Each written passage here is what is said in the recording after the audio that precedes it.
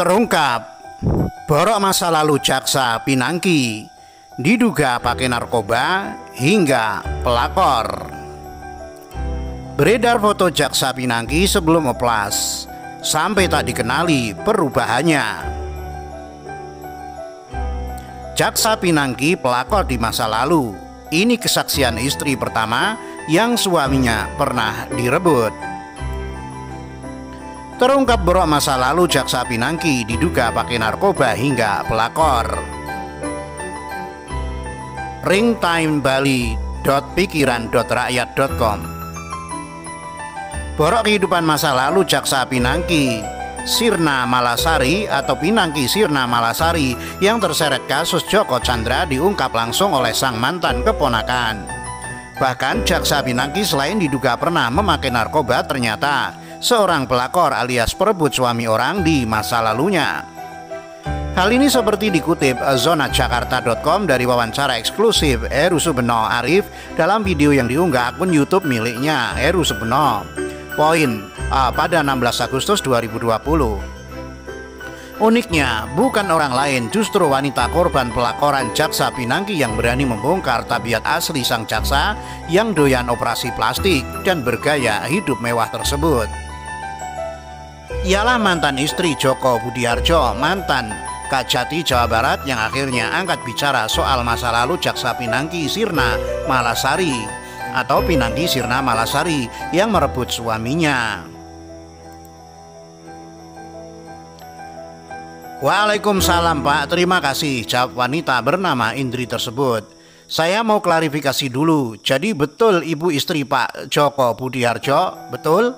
Tanya Heru Subeno pada narasumbernya. Betul, saya kebetulan istri Pak Joko Budiarjo dari tahun 7776 saat itu. Saya waktu itu nikah dengan Pak Joko Budiarjo. Saya mempunyai 3 orang anak. Saya sudah keliling Indonesia. Terakhir saat itu Pak Joko Budiarjo jadi Sesjam, Sekretaris Jaksa Agung Muda di pengawasan. Nah, saat itu waktu kenal Pinangki itu masih menjadi Kepala Kejaksaan Tinggi di Pekanbaru Riau. Beliau mutasi pindah ke Jawa Barat sebagai Kepala Kejaksaan Tinggi Jawa Barat. Nah, saat itulah beliau kenal dengan Pinangki. Saat itu Pinangki wajahnya masih tidak beraturan karena dia kena narkoba pada saat itu. Mengakunya bahwa dia ingin kuliah, terus kenal sama Pak Jojo, langsung dikuliahin di Bogor pada saat itu, tahun 2000 kalau nggak salah. 1999 dia masuk kuliah di Ibnu Khaldun, dimasukkan oleh Pak Joko. Saat itu dia mengaku bahwa itu adalah ponakannya. Saat itu, itulah ceritanya, ujar Indri menjelaskan. Dipertemukan dengan ibu atau tidak waktu Pak Joko memutuskan menyekolahkan Pinangki di Bogor itu, tanya Heru Subeno. Waktu itu tidak cerita, cuma hanya cerita dengan teman-teman semua pada saat kalau tahun baru saya di Jawa Barat. Selalu dikenalkan bahwa itu keponakannya. Tapi saya selalu tidak ketemu, cuma anak-anak aja yang ketemu. Ya keponakannya dari mana gitu loh. Saya pengen tanya tapi Pak Jokonya nggak mengaku bahwa dia pokoknya ada keponakan. Pokoknya kasihan dia kena narkoba, mau saya kuliahin di Bogor. Cuma gitu aja, nggak sempet bilang apa-apa, jawabnya. Tapi ibu belum pernah ketemu sama sekali waktu itu, tanya Heru Subeno lagi. Sudah ketemu saya. Saya sering pada saat itu saya kan lagi buat adakan villa di Bogor waktu itu. Dia dikuliahin, dia dikontrakin di Bogor di Villa Yasmin waktu itu dan dikuliahin di Ibnu Khaldun. Saya datengin di situ. Kamu maunya apa sih maksudnya? Saya bilang saya hanya butuh kuliah saja. Biaya untuk kuliah pada saat itu saya bilang ya udahlah saya kuliah aja. Kamu bisa aja, jangan deketin Pak Joko. Dia kan punya anak-anak, saya bilang. Saya sudah mendampingi dia sekian puluh tahun. Kan kasihan sama anak-anak, nanti takutnya anak-anak jadi terbengkelai karena kuliahnya. Gitu loh saya bilang. Sudah beberapa kali anak-anak juga sering datang di Villa Yasmin waktu itu. Tapi dia tetap semangat, masih goda terus. Alasan biaya kuliah. Sampai dia selesai kuliah, tetap katanya sudah nikah siri. Saya datang, pernah saya ngomong nikah. Sudah nikah segala macam katanya, jawab Indri.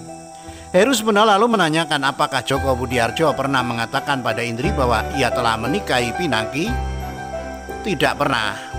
Cuman saya selalu kalau tiap pulang ke rumah saya lihat itu selalu ada kwitansi. Apa kiriman uang si Pinangki Sri Malasari Bogor Villa Yasmin, selalu saya cek. Saya tanya, katanya itu ponakannya bos. Saya kuliahin, itu uang dari bos untuk ngirim untuk biaya hidupnya kuliah. Cuman itu saja alasannya, jawab Indri lagi. Joko Budiarjo sendiri secara resmi menikahi Jaksa Pinangki usai dirinya pensiun. Indri sendiri mengaku dirinya pulang ke rumah orang tuanya di Lampung usai Joko menikahi Pinangki hingga dirinya memutuskan untuk bercerai. Saya pulang ke Lampung karena alasan saya merasa sudah nggak tahan di rumah itu. Seperti neraka, apalah ribut aja, selalu ribut di rumah itu. Tidak pernah ada keharmonisan lagi, selalu yang dibanggakan hanya Pinangki terus. Anak-anak pun justru sampai dikejar. Dia pernah datang ke rumah Pinangki sampai mau dicekek lehernya. Anak-anak sampai trauma semuanya. Jadi kayaknya pelet apa dia nggak tahu. Hingga suami saya sampai kayak kerbau dicucuk hidung. Selalu kemana-mana apa-apa Pinangki. Mau apapun, rumah, mobil, segala macam ke Pinangki, ujar Indri.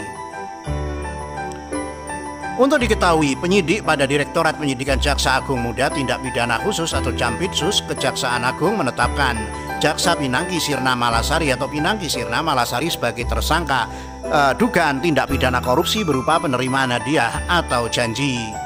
Penyidik pada Direktorat Penyidikan Jaksa Agung Muda Tindak Pidana Khusus berdasarkan bukti permulaan yang cukup tadi malam menetapkan tersangka dengan inisial PSM, ujar Kepala Pusat Penerangan dan Hukum Kejagung Hari Istiono dalam jumpa pers di Jakarta Rabu 12 Agustus 2020. Hari mengatakan setelah dilakukan penetapan tersangka, tim penyidik pada Selasa 11 Agustus 2020 malam langsung melakukan penangkapan terhadap Pinangki di kediamannya. Pinangki kemudian dibawa ke Kejaksaan Agung untuk menjalani pemeriksaan. Setelah itu penyidik melakukan proses penahanan terhadap Pinangki selama 20 hari ke depan. Dan malam tadi dilakukan penahanan yang untuk sementara dilakukan penahanan di Rutan Salemba Cabang Kejaksaan Agung. Tentu nantinya selama proses akan dipindahkan ke tahanan atau rutan khusus wanita di Pondok Bambu, Jabari. Hari mengatakan terkait nilai korupsi, penerimaan hadiah atau janji yang diduga diterima Pinangki masih dalam proses penyidikan. Namun dia menyebut bahwa dugaan sementara nominal yang diterima Pinangki sebesar $500.000 AS. Beredar foto jaksa Pinangki sebelum oplas sampai tak dikenali perubahannya, jauh sekali bedanya. Tribuntimur.com, selain disorot karena terkait dalam kasus Joko Chandra, Jaksa Pinangki atau Pinangki Sirna Malasari belakangan ini mencuri perhatian publik. Pasalnya, Jaksa Pinangki ini disebut-sebut sebagai perebut suami orang atau pelakor. Sewaktu kuliah Pinangki disebut sempat dibiayai oleh seorang mantan jaksa yang bernama Joko Budiarjo. Dari situ pula lah terungkap wajah asli Pinangki sebelum secantik sekarang ini. Sangat jauh berbeda dengan yang kita lihat saat ini. Sosok jaksa yang satu ini memang dikenal suka melakukan operasi plastik di wajahnya. Bahkan dari sebuah foto yang beredar, dia pernah operasi hidung. Bicara soal sosok suami yang pernah dikatakan direbut olehnya, jaksa tersebut bernama Joko Budiarjo. Awal perkenalan mereka berawal dari Joko Budiarjo yang menangani kasus Pinangki saat masih SMA, yakni kasus narkoba. Dari situ hubungan mereka ternyata lebih dalam. Setelah lulus dari S1 dan melanjutkan ke pendidikan S2, Pinangki disebut meminta Joko untuk menikahinya. Hal itu diceritakan oleh Vanda Kusumaningrum, keponakan mantan suami Pinangki di kanal YouTube Eri Subono Point yang diunggah pada Sabtu 15 Agustus 2020. Waktu itu setelah kuliah selama di Bogor, dia tinggal di rumah Pak D saya. Waktu itu berlanjut lama, terus dia kuliah S2. Nah, pas itu Ibu Pinangki minta dinikahi sama Pak D saya, kata Vanda dikutip Green ID. Padahal Pinangki disebut mengetahui bahwa Joko itu telah memiliki istri. Kemudian Joko mengabulkan permohonan Pinangki dengan menikahinya. Kemewahan yang didapat Pinangki dari Joko tidak hanya itu, dia juga memanfaatkan posisi Joko yang kala itu bekerja di kejaksaan agar dimasukkan kerja. Akhirnya Pak D saya harus menceraikan Bu D saya waktu itu. Setelah S2 dia berlanjut minta sekolah S3 dan minta dimasukkan kejaksaan juga. Itu awal mula dia bisa di kejaksaan juga, ujar Vanda. Usia Pinangki terpaut jauh dari Joko.